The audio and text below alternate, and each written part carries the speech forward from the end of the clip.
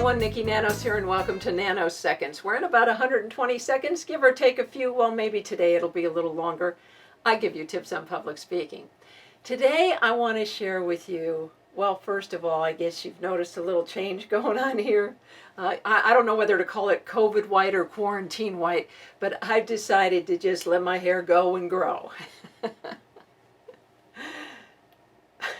Anyway, today I want to share with you about how important it is to insert stories into your speeches. Storytelling brings up emotions in us. I mean, think about it. We watch movies because they're telling a story. We watch television shows because there's a story. We get involved in the stories, and that's why it's so important in speaking, because it creates a bond and a connection between you and your audience. Now, recently, I submitted an audio story to a mindful app. The app is called Inner Map, INNERMAP, and you really should check this app out. Well, I love the fact that the woman who created the app, her name is Mitra Manesh, she tells stories. She tells stories to help teach people about mindfulness, which I think is just absolutely brilliant on her part.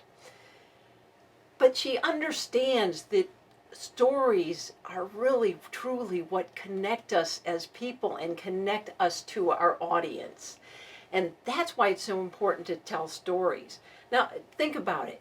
You may be out with a group of friends, and somebody in the group starts telling a story of something that happened to them. And they're relaying this story to you, and all of a sudden your little mind is starting to turn and twist and go like, oh, I remember when something like that happened to me. Or maybe I had an opposite experience, but you had an experience, and that's what it is. It's about taking you through an experience, letting you feel emotions, feeling something, and bringing those emotions out in you. And you know what else? Stories really help people remember the content that you're putting into your speeches. And I can vouch for that, because last year, and this has happened to me a few times, but as recent as last year, a woman came up to me who heard me speak 7 years prior. And she comes up to me, she goes, oh my God, I love you. I've never forgotten that speech you told about whitewater rafting. And I went, wow, you remember that? She goes, oh yeah, it was so great because you were talking about leadership and how it had to do with leadership. And I'm going like, wow, you know, I was like so touched that she remembered some of the things. But see, that's the strength of storytelling. It really does evoke emotions in people and feelings, even if they may have not have experienced themselves. If you can do that with people in your stories, then you are doing the right thing.